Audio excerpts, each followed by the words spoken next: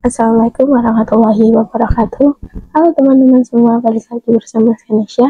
Nah, kali ini kita sudah memasuki bab yang ketujuh, yaitu Internet Gateway. Pada bab 7 kali ini kita terdapat 7 materi. Yang pertama yaitu pengenalan Internet Gateway. Oke, di sini saya sudah siapkan topologinya yang terdiri dari 5 PC, 1 switch dari vendor Cisco, dan juga terdapat 1 mikrotik yang terhubung ke internet, dan goalsnya adalah agar root kita dapat terhubung ke internet yang mana nantinya akan kita sharing ke klien sehingga sekumpulan PC ini dapat mengakses internet. Nah, inilah yang kita sebut dengan Internet Gateway. Langsung saja bisa kita implementasikan pada Pinet Lab kita. Nah, pastikan teman-teman di sini sudah memiliki perangkat mikrotik. Nah, untuk yang belum bisa cara membuatnya, kalian teman-teman bisa klik kanan kemudian pilih node. Nah, di sini terdapat mikrotik router OS, kemudian kalian klik saja, lalu kita tambahkan switch-nya. Nah, di sini untuk switch-nya saya menggunakan menggunakan network, kemudian untuk nama atau prefix-nya di sini saya menggunakan switch, lalu untuk ikonnya di sini saya menggunakan switch PNG. Lalu jika sudah, teman-teman bisa menambahkan 5 PC ini ke dalam topologi ini. Oke, masuk ke materi yang kedua yaitu tahapan konfigurasi. Oke, bisa perhatikan pada konfigurasi NAT, salah satunya adalah tahapan NAT. NAT yang kita ketahui adalah Network Address Translation, yang memiliki fungsi untuk mentranslatekan IP private jadi IP public. Jadi untuk membangun sebuah jaringan lokal pada semua PC yang tersedia memiliki IP privat, sedangkan syarat utama dapat mengakses internet adalah menggunakan IP public. Maka saat PC tersebut ingin mengakses internet, ia akan melalui router yang bertugas menerjemahkan IP private jadi IP public. Nah, pada konfigurasi NAT tersendiri ini ada 3 tahapan. Yang pertama child, kemudian yang kedua out interface, dan yang ketiga ada action. Kemudian yang kedua ada konfigurasi WAN. WAN sendiri adalah Wide Area Network, yaitu koneksi antara router mikrotik dengan ISP penyedia internet. Pada WAN akan melakukan konfigurasi DHCP client karena yang bertugas sebagai DHCP server adalah ISP. Melakukan DHCP client jika ISP menyediakan DHCP server, sehingga nanti mikrotik akan dapat IP secara otomatis. Dapat melakukan konfigurasi secara manual, yaitu apabila ISP tidak menyediakan DHCP server. Maka agar mikrotik kita memiliki IP, kita perlu berikan secara manual. Kemudian yang ketiga ada konfigurasi LAN. LAN yaitu Local Area Network. Nah, pada LAN ini kita akan fokus pada cakupan komputer satu dengan komputer lain. Pada tahap konfigurasi LAN yang akan kita konfigurasi adalah IP address dan DHCP server.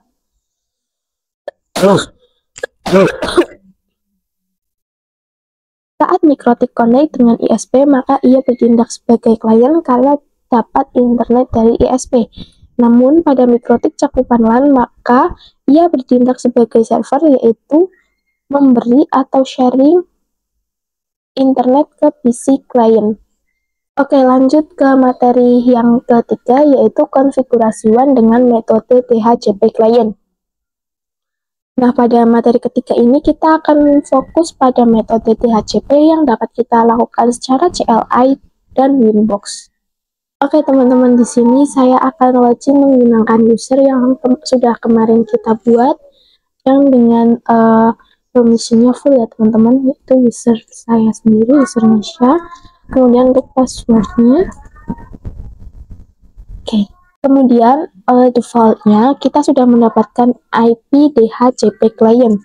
Untuk membuktikannya kita bisa cek dengan perintah IP DHCP.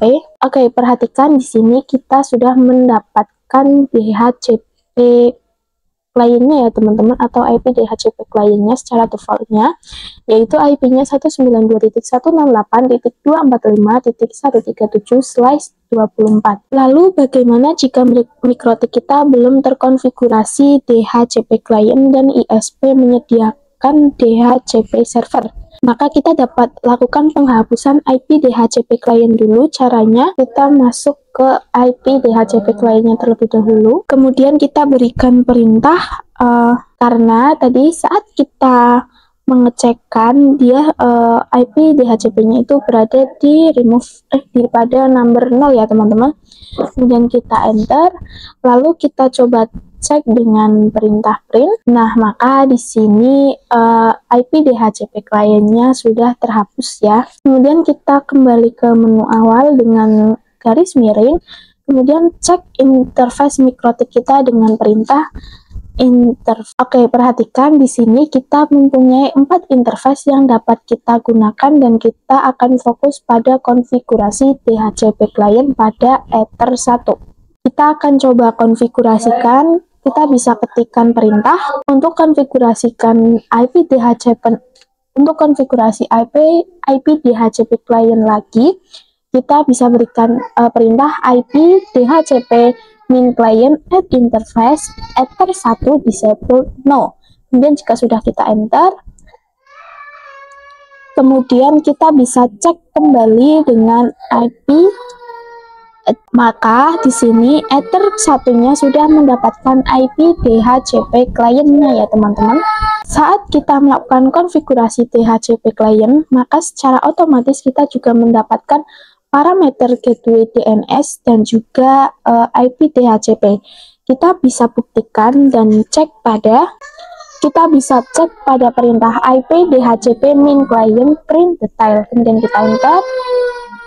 Oke, perhatikan di sini ketika kita memberikan perintah IP DHCP client print detail. Nah, seperti yang saya bilang sebelumnya, di sini terdapat parameter gateway, kemudian DNS dan juga DHCP servernya. Kita akan coba konfigurasikan di Winbox. Nah, kita pastinya akan hubungkan dengan Mikrotik menggunakan MAC address maupun IP address ya teman-teman. Oke, di sini saya sudah berhasil masuk ke Winbox-nya dengan menggunakan user baru atau user yang sudah kemarin kita buat. Lalu kita pergi ke menu IP, pilih yang addresses, lalu kita pergi ke IP, pilih yang DHCP client. Oke, perhatikan di sini pada DHCP kliennya sudah terdapat IP yang sudah kita konfigurasikan dengan CLI yang sebelumnya ya teman-teman. Nah, kemudian pada Ether 1 ini kita hapus IP-nya terlebih dahulu. Oke, di sini IP DHCP klien yang sudah kita konfigurasikan pada tampilan CLI-nya ini sudah berhasil kita hapus ya teman-teman. Lalu kita add kembali dengan menggunakan tanda plus ini. Kemudian kita pilih Ether yang akan kita konfigurasikan. Nah, di sini terdapat 4 Ether, saya pilih yang Ether 1 seperti yang kita lakukan sebelumnya. Kemudian untuk use per DNS dan NTP-nya kita checklist semuanya ya teman-teman. Kemudian jika sudah kita apply, lalu kita OK. Kemudian kita lihat pada bagian status bahwa kita dapat parameter gateway, DHCP, server, dan juga IP address DHCP client. Nah, perhatikan pada gateway dan DHCP servernya. Nah, perhatikan pada parameter gateway-nya. Di sini terdapat IP, kita terfokuskan pada titik 2 atau belakang ini ya teman-teman, 192.168.245.2. Nah, kita akan fokus pada titik 2-nya. Oke, kita masuk ke materi yang keempat, yaitu konfigurasi WAN dengan metode manual. Oke, kita bisa buka terminalnya pada router. Kita akan coba secara CLI terlebih dahulu, karena sebelumnya kita sudah konfigurasi IP DHCP pada Ether 1, maka di sini kita akan menghapus IP tersebut terlebih dahulu. Kita masuk ke menu IP-nya terlebih dahulu. Ketikkan IP. Oke teman-teman, kita akan masuk ke menu IP DHCP kliennya terlebih dahulu. Kemudian kita print atau kita cek. Nah, perhatikan pada Ether 1 ini, dia numbernya pada urutan 0 ya teman-teman. Kemudian kita hapus dengan perintah remove number 0. Kemudian kita cek kembali. Oke, maka di sini Ether satunya sudah berhasil kita hapus ya. Kemudian kita cek gateway dan DNS-nya, keluar dari menu IP DHCP lainnya terlebih dahulu ya teman-teman. Kemudian kita berikan perintah IP root. Kemudian kita cek pada DNS-nya, kita berikan IP DNS. Nah, bisa diperhatikan pada keduanya tersebut itu sudah terhapus ya. Jadi yang akan kita konfigurasikan adalah IP DHCP client, gateway, dan juga DNS. Kita akan melakukan atau kita akan konfigurasikan secara manual dan satu persatu. Langsung saja kita konfigurasikan IP-nya dulu pada terminal. Kita bisa ketikkan, kita bisa berikan perintah IP address, add address, kemudian IP DHCP lainnya, lalu interface-nya Ether 1. Jika sudah, bisa kita enter. Lalu kita bisa cek dengan perintah. Nah, perhatikan di sini pada Ether 1-nya kita sudah berhasil mengkonfigurasikan IP DHCP lainnya ya teman-teman. Kemudian kita pastikan bahwa IP-nya sudah bisa ping ke ISP-nya. Kita ping ke yang pada materi sebelumnya atau materi yang ketiga yang saya bilang fokuskan pada titik 2 ya teman-teman. Nah, ini kita akan coba pingkan. Nah, ini sudah berhasil ping ke ISP-nya ya teman-teman. Selanjutnya konfigurasikan default gateway-nya. Kita bisa ketikkan, kita konfigurasikan default gateway-nya dengan perintah IP root add gateway. Kemudian kita bisa cek dengan perintah IP root print ya teman-teman. Oke, perhatikan di sini bahwa address-nya sudah ada ya teman-teman, dan dapat diperhatikan di sini terdapat AS yang dimana A ini adalah aktif dan S ini adalah static. Kemudian kita akan coba ping 88. Ini juga saat kita melakukan ping 88 juga sudah berhasil ya. Kemudian kita akan konfigurasikan DNS-nya. Kita bisa berikan perintah atau kita ketikkan. Kita bisa berikan perintah IP DNS set server 8.8.8.8. Kemudian jika sudah, kita enter. Lalu kita bisa cek dengan perintah IP DNS print. Nah, perhatikan di sini pada servernya kita sudah berhasil terisi, yaitu 8.8.8.8. Kemudian kita akan coba ping ke google.com.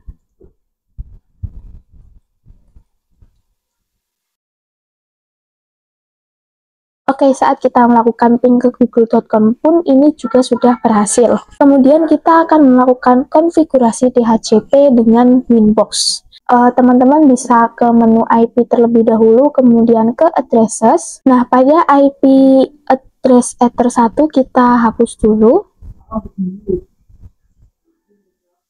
Kemudian kita add kembali dengan tanda plus. Kemudian kita isikan IP-nya. Kemudian jika sudah, kita klik apply, lalu kita oke. Kemudian kita akan konfigurasikan default gateway-nya. Kita ke menu IP lagi. Kemudian pada AS ini adalah hasil konfigurasi sebelumnya atau konfigurasi pada CLI. Kita hapus terlebih dahulu. Kemudian kita klik add atau klik tanda plus ini. Kemudian pada address-nya ini saya biarkan saja 000 atau default. Kemudian pada gateway-nya saya isikan IP yang sebelumnya kita konfigurasikan ya teman-teman, 192. Kemudian jika sudah, klik apply, lalu oke. Kemudian kita melakukan konfigurasi DNS-nya ke menu IP, kemudian pilih yang DNS. Kemudian untuk servernya kita biarkan saja 8.8.8. Kemudian jika sudah, kita apply, lalu kita oke. Kemudian kita bisa ke new terminal, lalu coba kita ping 88. Nah, kita sudah berhasil melakukan ping 88 ya teman-teman. Oke, kita masuk ke materi yang kelima, yaitu konfigurasi LAN. Kita akan mengkonfigurasikan IP address yang mengarah ke klien, yaitu Ether 2. Kemudian kita juga akan melakukan konfigurasi DHCP server. Nah, sekarang kita akan melakukan konfigurasi IP address-nya terlebih dahulu. Kita bisa ke menu IP, kemudian kita ke addresses. Nah, kita di sini sudah ada Ether 2 ya teman-teman. Oke, kemudian kita bisa ke menu IP lagi, lalu pilih yang DHCP server, kemudian klik DHCP setup. Nah, kemudian pada DHCP server interface ini kita ubah jadi Ether 2. Kemudian kita next. Lalu pada DHCP address space juga kita next. Gateway for DHCP network juga kita next. Lalu address to give out kita next. DNS servernya juga kita next. Lifetime-nya juga kita next. Nah, kemudian sudah sukses ya teman, lalu kita oke. Kemudian kita running switch-nya dan juga running ke 5 PC kita. Kemudian kita buka terminal masing-masing dari 5 PC ini ya teman-teman.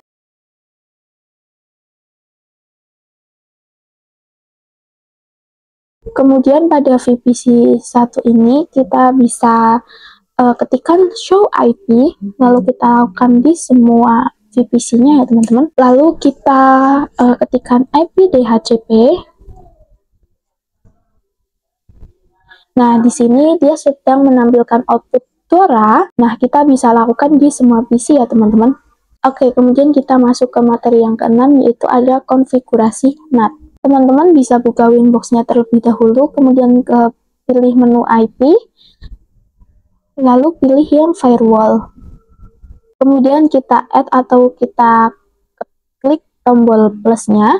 Kemudian pada chain ini saya biarkan saja SR NAT. Kemudian untuk out interface-nya di sini Ether 1. Kemudian pada menu action kita klik action. Lalu untuk action-nya di sini saya pilih masquerade. Kemudian jika sudah kita apply, lalu kita oke. Nah, jika sudah semua, kita akan melakukan pengujian pada semua PC kita. Kita lakukan pengujian pada VPC 1 terlebih dahulu. Kemudian kita kita coba ping 88. Oke, saat kita melakukan ping 88 ini juga sudah berhasil ya teman-teman. Oke, kita masuk ke materi yang terakhir, yaitu NAT tricks. Di sini kita akan belajar mengenai suatu trik di mana kita dapat melakukan setting yang hanya VPC 1 yang dapat mengakses internet. Kemudian kita pilih menu IP, lalu kita pilih firewall, kemudian pada address ini kita pada bagian addressnya kita isikan IP milik VPC 1 ya teman-teman. Kita bisa cek terlebih dahulu. Lalu kita akan melakukan pengujian internet di VPC 2 yang mana PC tersebut tidak mendapatkan akses internet ya. Nah, di sini saat kita show IP, di sini dia mendapatkan IP yang berbeda. Kita akan coba melakukan ping google.com. Nah, ini saat kita ping google.com ini harusnya gagal ya teman-teman. Kemudian kita pergi ke Winbox lagi, akan tetapi jika kita checklist pada bagian SRC address ini, kita checklist pada bagian ini. Jika kita sudah checklist bagian ini, artinya selain IP tersebut, maka tidak dapat mengakses internet lagi. Kemudian kita akan coba ping google.com pada VPC 1. Kita coba ping Google pada PC 1 ya teman-teman. Nah, ini akan keluar output disconnected ya teman-teman, yang artinya bahwa VPC 1 ini tidak mendapatkan akses internet lagi. Kemudian kita coba pada VPC 3, kita coba ping Google.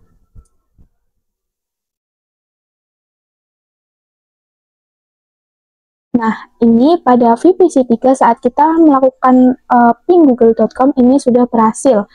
Karena saat pada di Winbox tadi kita sudah mengecualikan bahwa IP VPC 1 itu tidak akan mendapatkan akses internet lagi. Oke teman-teman, itu dia pembahasan materi-materi di bab 7 kali ini. Kurang lebihnya saya mohon maaf. Wassalamualaikum warahmatullahi wabarakatuh.